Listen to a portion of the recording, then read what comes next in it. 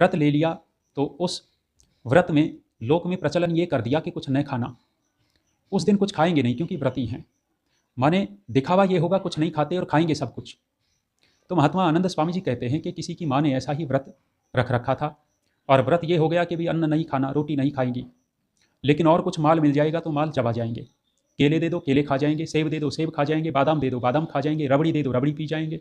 माने सब कुछ खाएंगे लेकिन दिखावा करेंगे कि आज भोजन नहीं करेंगे। तो महात्मा आनंद स्वामी जी कहते हैं कि जिनकी माँ ने व्रत ले रखा था, व्रत कर रखा था, उपवास कर रखा था, छोटे बेटे के यहाँ गई और कहा कि बेटा आज तो उपवास कर रखा है। छोटे बेटे ने ला करके केले रख दिए और माँ ने 1 दर्जन केले खा लिए। दूसरे के घर पे गई, फिर कहा कि बेटा आज तो व्रत कर रखा है, अन्न तो मैं खाऊंगी नहीं। दूसरे बेटे ने कहा कि माँ कोई बात नहीं, खोए के लड्डू बने हुए हैं, दूध के हैं, अन्न तो है नहीं।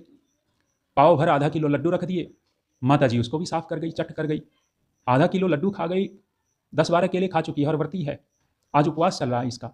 तीसरे के पास गई तो वहाँ भी इसी तरह का। तीसरे बेटे ने भी कुछ बनाई होगी साबूदाने की खीर, साबूदाने को अन्न मानते नहीं, साबूदाने की बढ़िया सी खीर बना करके रखी, माँ उस खीर को भी खा गई।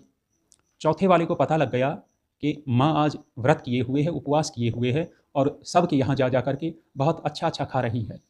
कहते हैं चौथा बेटा छत पर चढ़ गया और छत पर चढ़ करके चिल्लाने लग गया कि लोगों सुनो, पड़ोसियों सुनो, आज हमारी माँ ने व्रत कर रखा है, बच करके रहना, बचा करके रहना। अरे माँ ने कहा कि तू क्या बोलता है? कहा कि पड़ोसियों को फिर चिल्ला करके अपने बच्चों को भी बचा करके रहना, व्रत कर रखा, ये अन्न तो नहीं खाएगी लेकिन सब कुछ खा जाएगी। माने आजकल इस प्रकार के व्रत करते हैं, सब खाएंगे, दिखावा व्रत का होगा। महर्षि मनु कहते हैं कि कौन सा व्रत करें? जिससे सत्व गुण बढ़ता हो वो व्रत किया जाता है, जिससे तामसिकता आती हो, रजोगुण होता हो, वो व्रत नहीं होता। तो कहा है वेदोदितम स्वकम कर्म, वेदः उदितम स्वकम कर्म, अर्थात हमारे लिए जो वेदोक्त कर्म है वो वेदोक्त कर्म ही हमारा व्रत है। वेद ने जो हमारे कर्तव्य कर्म की कहे हैं उन कर्तव्यों का पालन करना ही व्रत है, श्रेष्ठ व्रत है। और जब व्यक्ति इस व्रत को धारण करता है तो उस व्यक्ति का जीवन श्रेष्ठ होता चला जाता है।